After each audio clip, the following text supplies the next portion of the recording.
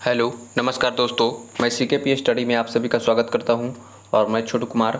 आज का जो मेरा क्लास होगा क्लास 12th का जो किया है होम साइंस का ऑब्जेक्टिव क्वेश्चन होगा आर्ट्स ऑनर्स का। तो दोस्तों, अगर आप मेरे चैनल को सब्सक्राइब नहीं किए हैं तो कृपया सब्सक्राइब कर बगल में बेल आइकन को दबाकर आप ऑल पे क्लिक कर लें, ताकि स्टडी से रिलेटेड मेरा कोई भी वीडियो होगा तो आपको मिलता रहेगा। ठीक है, तो समय को ना वेस्ट करते हुए मैं सीधा क्वेश्चन पे ले चलता हूँ। मेरा फर्स्ट क्वेश्चन करा कि बच्चों की पोलियो और DPT का बूस्टर डोज किस आयु में दिया जाता है। तो ऑप्शन दिया हुआ है मेरा, ऑप्शन ए में है 2 से 4 माह, ऑप्शन बी में है 16 से 24 माह, ऑप्शन सी में है 0 से 3 माह और ऑप्शन डी में है 6 से 9 माह। तो बच्चों की पोलियो और DPT का जो बूस्टर डोज किस आयु में दिया जाता है, तो मैं इसका राइट आंसर बता देना चाहूँगा दोस्तों कि 0 से 3 माह के उम्र में जो कि बच्चों को DPT का डोज दिया जाता है, यानी ऑप्शन नंबर सी हमारा बिल्कुल राइट आंसर होगा। ठीक है, आप इसे याद रखेंगे। नेक्स्ट क्वेश्चन पे हम बढ़ते हैं। क्वेश्चन नंबर दूसरा क्वेश्चन है करा कि रोग निरोधी क्षमता कितने प्रकार की होती है। तो ऑप्शन दिया हुआ, ऑप्शन ए में 3, ऑप्शन बी में 2, ऑप्शन सी में 4 और ऑप्शन डी में 6। तो रोग निरोधी क्षमता कितने प्रकार की होती है, तो 2 का मैं राइट आंसर बताना चाहूँगा कि ऑप्शन बी मेरा बिल्कुल करेक्ट है। रोग निरोधी क्षमता जो कितने प्रकार की होती है, तो 2 प्रकार की होती है, यानी ऑप्शन नंबर बी मेरा बिल्कुल राइट आंसर होगा। ठीक है, आप इसे याद रखेंगे। नेक्स्ट क्वेश्चन पे चलते हैं। क्वेश्चन नंबर तीसरा है करा सिरका क्या है। तो सिरका क्या है, तो ऑप्शन देखते हैं। ऑप्शन ए में है अम्लीय पदार्थ, ऑप्शन बी में क्षारीय पदार्थ, ऑप्शन सी में चिकनाई विलायक और ऑप्शन डी में चिकनाई अवशोषक।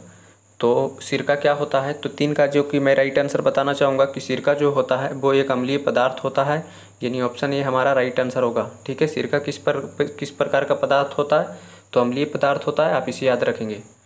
नेक्स्ट क्वेश्चन नंबर 4, चौथा क्वेश्चन है करा है कि विकासात्मक मनोविज्ञान लाभदायक है।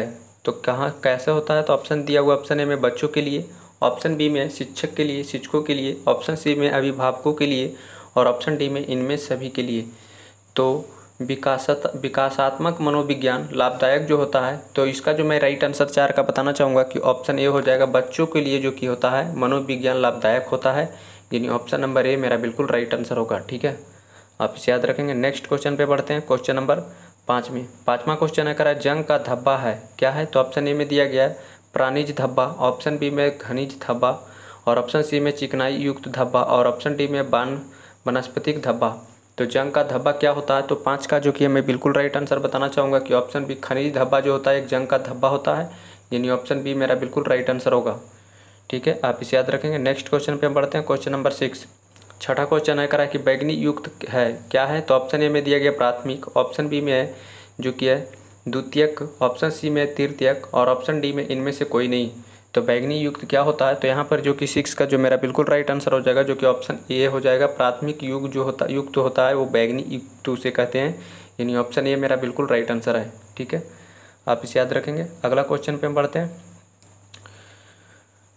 क्वेश्चन नंबर 7वां है करा कौन सी रेखा लंबाई की आभासी है। तो ऑप्शन ए में दिया गया खड़ी रेखा, ऑप्शन बी में पड़ी रेखा, ऑप्शन सी में वक्र रेखा और ऑप्शन डी में जो कि क्रांस रेखा।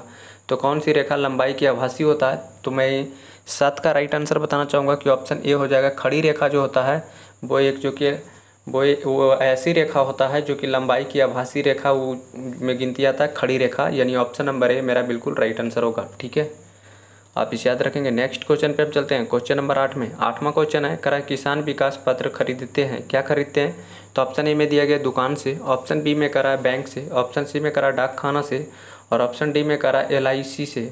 तो किसान विकास पत्र जो खरीदते हैं वो कहाँ से खरीदते हैं, तो मैं 8 का राइट आंसर बताना चाहूँगा कि ऑप्शन सी हो जाएगा डाकखाना से। वो जो कि किसान विकास पत्र जो होता है, किसान जिसे कि किसान का जो फॉर्म फिलअप होता है जो विकास होने के लिए जो खरीदते हैं वो डाकखाना से खरीदता है, यानी ऑप्शन नंबर सी मेरा इस क्वेश्चन का राइट आंसर होगा। ठीक है, आप इसे याद रखेंगे। नेक्स्ट क्वेश्चन पे हम बढ़ते हैं। क्वेश्चन नंबर 9 में 9वां क्वेश्चन है करा एक मार्ग किन पदार्थों की गुणवत्ता और शुद्धता तय करता है। तो ऑप्शन दिया हुआ, ऑप्शन ए में पेय पदार्थ, ऑप्शन बी में इलेक्ट्रॉनिक पदार्थ, ऑप्शन सी में कृषि पदार्थ और ऑप्शन डी में इनमें सभी। तो एक मार्ग किन पदार्थों की गुणवत्ता और शुद्धता तय करता है, तो 9 का जो कि ये मेरा बिल्कुल राइट आंसर होगा, जो कि ऑप्शन सी हो जाएगा। कृषि पदार्थ जो एक पदार्थ होता है वो गुणवत्ता और शुद्धता तय करता है कृषि पदार्थ, यानी ऑप्शन सी मेरा बिल्कुल राइट आंसर होगा। ठीक है, आप इसे याद रखेंगे। अगला क्वेश्चन हम चलते हैं, क्वेश्चन नंबर 10वां क्वेश्चन है, करेक्ट, जन्म के समय भारतीय बच्चे की औसत लंबाई कितना है? तो ऑप्शन दिया हुआ, ऑप्शन ए में 40 सेंटीमीटर, ऑप्शन बी में 80 सेंटीमीटर, ऑप्शन सी में 50 सेंटीमीटर और ऑप्शन डी में 30 सेंटीमीटर। तो जन्म के समय भारतीय बच्चे की औसत लंबाई कितना होता है? तो यहाँ पर जो कि 10 का जो मेरा बिल्कुल राइट आंसर हो जाएगा, जो कि ऑप्शन सी हो जाएगा। 50 सेंटीमीटर जो होता है भारतीय बच्चे के औसत लंबाई जो होता है जन्म होते ही 50 सेंटीमीटर का होता है, यानी ऑप्शन नंबर सी मेरा बिल्कुल राइट आंसर होगा। ठीक है, आप इसे याद रखेंगे। नेक्स्ट क्वेश्चन पे हम चलते हैं, क्वेश्चन नंबर 11 में। 11वां क्वेश्चन है, करा बच्चों की जो कि अस्थायियात होते हैं कहाँ कहाँ होते हैं? तो ऑप्शन ए में दिया गया 5, ऑप्शन बी में 8, ऑप्शन सी में 12 और ऑप्शन डी में 20। क्वेश्चन करा कि बच्चों की जो कि अस्थायी दांत कितने होते हैं? तो यहाँ पर 11 का जो कि मेरा बिल्कुल राइट आंसर हो जाएगा, जो कि ऑप्शन डी हो जाएगा। ठीक है, ऑप्शन डी यहाँ पर मेरा राइट आंसर होगा। बच्चों की जो अस्थायी यानी पैदा होते हैं उसके जो अस्थायी यानी जब वो चलने लगता है तो उसका दांत कितने होते हैं? 20 होते हैं, लेकिन जो कि मैक्सिमम 20 होना चाहिए, और जो आपका ज़्यादा से ज़्यादा 32 दांत होता है। ठीक है, आप इसे याद रखेंगे। अगला क्वेश्चन हम चलते हैं, क्वेश्चन नंबर 12 में। 12वां क्वेश्चन है, करा है कि क्षय रोग फैलने का माध्यम है क्या है? तो ऑप्शन ए में दिया गया दूषित वायु, ऑप्शन बी में प्रदूषित भोजन, ऑप्शन सी में प्रदूषित मिट्टी और ऑप्शन डी में इनमें से सभी। तो क्षय रोग फैलने का जो माध्यम होता है वो कहाँ से होता है?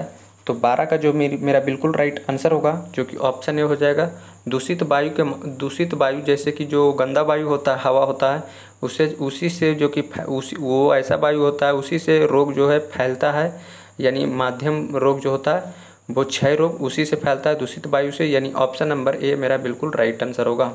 ठीक है, आप इसे याद रखेंगे। नेक्स्ट क्वेश्चन पे बढ़ते हैं, क्वेश्चन नंबर 13 में। 13वां क्वेश्चन है, करा निम्न में से कौन विशिष्ट बालकों का प्रकार नहीं है?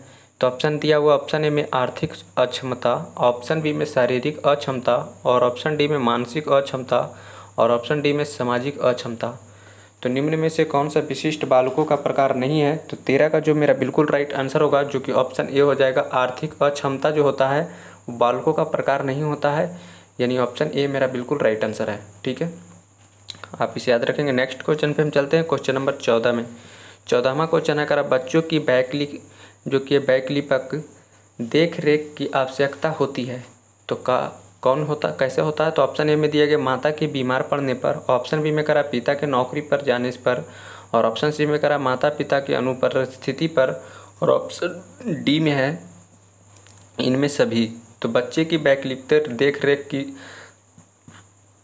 आवश्यकता कहाँ से होती है? तो 14 का जो कि मैं बिल्कुल राइट आंसर बताना चाहूँगा कि ऑप्शन सी हो जाएगा। माता पिता